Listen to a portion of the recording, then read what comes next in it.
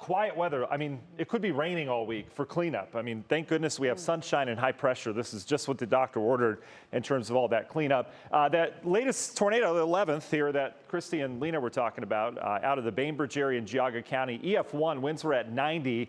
Path was 1.82 miles. This is heading into Friday morning. Started over the Laurel Springs community, went right over 306 there and ended just before it hit Haskins Road down by Taylor May Road. Lots of tree damage from that. The Petites is out there. They saw some tree damage and power outages there. Just a mess out in Geauga County. Lots of cleanup over the course of the weekend. We're in the 70s now. Thank goodness we've got comfortable air. We've got a light breeze blowing out of the north, blowing in much drier air. Remember that humidity we were talking about on Friday, how it was a very slow decline every single day. Well, we're there now. We're back into that comfortable side of things with dew points. You can barely feel that humidity, but dew points generally near 60 or lower. And we're getting some of that dry air from Canada, but the humidity is not far off, but it's kind of squashed down towards the Gulf Coast. We're going to stay in this drier air mass all the way through the beginning of your weekend. So that's some good news for those non-humidity lovers. High pressure in charge right now. Frontal boundary stalled out towards the Gulf, creating all sorts of showers and storms down there. But our attention is going to turn to the north and west. We've got a cold front up near International Falls right now. This is sagging south. It's coming out of Canada, so there's not a Gulf of Mexico connection. There's not much moisture with this, but what there is some Canadian air behind it, and that Canadian air is going to be felt around here on Wednesday. Let's take you through it. National Design hour-by-hour forecast. Cool tonight. You want to open the windows up. Worcester, you may end up closing them and turning the heat on. Low 40s for some. I think that might be overdoing it. We'll go mid to upper 40s. But some of those traditional outlying locations in the country could get pretty chilly tonight. A nice warm up tomorrow. We'll have some passing high clouds from time to time. Lots of sunshine. We're pushing 80 degrees tomorrow. Most of us will settle in the upper 70s, and we're dry. This is your drive home tomorrow. We're dry.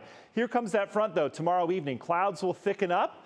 Probably after sunset, but we'll be dealing with a decaying line of showers and thunderstorms. You're probably saying, Matt, here we go again, right? No, not at all. There's no Gulf of Mexico connection. This is not a severe weather risk. In fact, a lot of us may not even get a shower. Waking up Wednesday morning, you may have a wet windshield if you park the car outside, but that's about it. Wednesday is going to be a cooler day around here. We'll have a wind off the lake. We'll have clouds and sun. It will look kind of fall-like outside, and can't rule out some lake effect showers throughout the day. Not a big deal, but still very fall-like, and look at temperatures struggling to get out of the 60s with the breeze out of the north. I mentioned humidity stays low. It starts to creep up this weekend, but overall for August, heading into September, this feels pretty good. And your overnight lows waking up in the morning feeling pretty nice in the 50s to near 60 degrees all the way through the rest of the week. Where do we go from there? Well, the heat ridge, which is now squashed down to the south and out towards the west, it'll try to rebound. I mean, keep in mind our sun angles getting lower this time of year, but we can still get some 90-degree days in here.